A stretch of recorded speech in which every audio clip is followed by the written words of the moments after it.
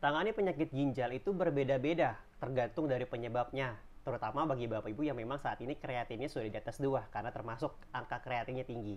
Yuk kita bahas, tapi sebelum itu penting agar konsultasi dulu supaya penanganan dan solusinya tepat dengan kondisi Bapak Ibu. Bagi Bapak Ibu yang mau konsultasi sama saya, dan saya mau beri akses untuk program pendampingan ginjal, silakan pencet tombol plus yang ada di sini, supaya komunikasi kita tidak dibatasi dan saya bisa membalas pesan dari Bapak Ibu. Nah Bapak Ibu, berkaitan dengan ginjal ini memang tugasnya fungsinya sangat vital sekali karena dia untuk memfilter darah, menyaring antara darah yang kotor menjadi darah yang bersih.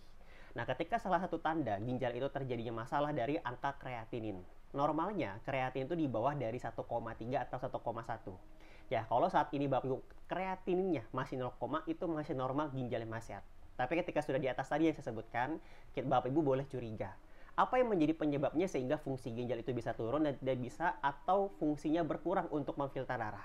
Oke, berawal dari penyakit risiko. Maka dari itu setiap orang kan berbeda-beda riwayat penyakitnya. Ada yang punya diabetes, maka dari itu tangani gulanya harus hasil dari HbA1c ini di bawah dari 5,6. Pak, gimana kalau misalkan di HbA1c-nya di bawah 6,5, masih 5,4. 5,4 itu masih prediabetes. Tapi tetap Bapak Ibu perlu berhati-hati karena pengalaman saya waktu itu kreatinin pasien yang saya dampingi itu di angka dia 1,3. Masih batas normal, masih batas atas ya. Tapi pas saya cek EGFR-nya itu sudah masuk stadium 3 ginjal. Lebih tepatnya EGFR 58. 58 kan masih dekat antara irisan dari stadium 2 sama stadium 3. Ya, stadium 2 itu 60, EGFR 60 ke atas. 60 sampai 89 dia stadium 2. Nah, 30 sampai 59 dia stadium 3 ginjal. Maka dari itu tadi yang saya katakan, ya tangani penyakit risikonya HbA1c pastikan sekali, kalau bisa sekali di bawah 5,6. Ya, gitu loh. Nah, atur lagi pola makannya, cukupi kebutuhan nutrisi harian. Terutama bagi Bapak Ibu yang memang penderita atau ada riwayat gula darah, harus dibantu dengan olahraga supaya tubuh ini merespon dari hormon insulin tersebut. Oke, merespon dari hormon insulin. Nah, kalau misalkan Bapak Ibu ada riwayat penyakit tambahan atau penyakit riwayat hipertensi, tangani hipertensinya. Tolong sekali hindari kalau bisa makan makanan mengandung garam, meskipun dia pakai garam glukosa. Ya, kalau bisa jauh lebih baik memang dihindari. Pak, kenapa kok nggak boleh garam glukosa? Kemarin boleh. Jadi bertahap. Dari Bapak Ibu yang biasa memang mengkonsumsi makanan itu ada garamnya, perlahan dikurangi porsinya. Nah, atau mungkin diganti tadi sama garam glukosa. Kalau memang sudah bisa pakai garam glukosa, sekarang latihan lagi kalau bisa jangan pakai garam. Kenapa? Karena garam itu menjadi pemicu tekanan darah Bapak Ibu ini bisa tinggi. Ya, bukan serta-merta Bapak Ibu terkena dari diabetes atau terkena hipertensi, tapi semua karena akumulasi dari makanan memang mengandung ultra proses, karena makanan ultra proses juga mengandung garam yang sangat tinggi, terus juga mengkonsumsi makanan olahan yang mengandung garam yang tinggi dan juga gula yang tinggi.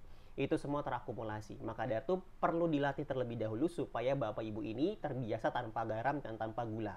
Seperti itu.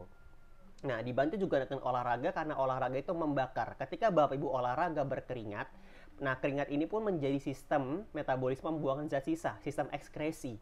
Sehingga itu mampu membakar ya sampah-sampah dalam tubuh, sampah-sampah metabolisme termasuk dalam toksin, seperti itu. Nah, kembali lagi yang ketiga, asam urat. Nah, asam urat ini juga menjadi faktor risiko, memang harus segera dikontrol, harus tahu. Meskipun dikatakan, oh normal Pak, tapi berapa angka pastinya? Karena ini pengalaman dari pasien ginjal yang saya dampingi, angka uriumnya dia turun. Ya, tapi angka kreatininnya naik. Kenapa demikian? Pas saya cek ternyata asam uratnya. Waktu awal sebelum masuk ke program penguatan ginjal itu, asam uratnya katakan normal. Tapi ketika dicek ternyata ada lonjakan asam urat. Maka dari itu harus benar-benar dikontrol asam uratnya. Meskipun fungsi EGFR Bapak Ibu, fungsi ginjal Bapak Ibu tetap stabil atau mungkin turun sedikit, tetap asam urat ini perlu dikontrol.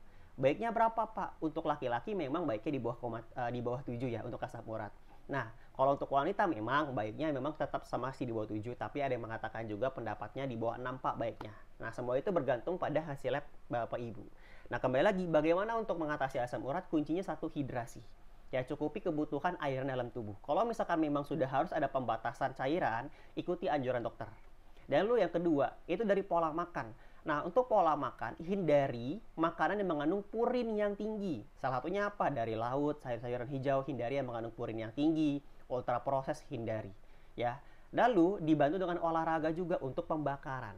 Nah, pada kondisi tertentu, adanya peradangan atau inflamasi dalam tubuh itu menjadi pemicu. Akhirnya purin ini tuh numpuk dalam tubuh. Nah, ketika sudah terjadi penurunan fungsi ginjal, memang karena kan yang membuang asam urat ini adalah fungsinya ginjal. Maka dari itu tetap fokusnya ke penguatan ginjalnya. Semua harus diatur secara menyeluruh, jangan setengah-setengah. Oke, Bapak Ibu silakan. Bagi Bapak Ibu yang perlu konsultasi lebih detail, silakan yang mau konsultasi sama saya dan mau menjalani program penguatan ginjal dengan nutrisi, cek di profil, hubungi saya. Terima kasih, kalau bermanfaat jangan lupa di-share.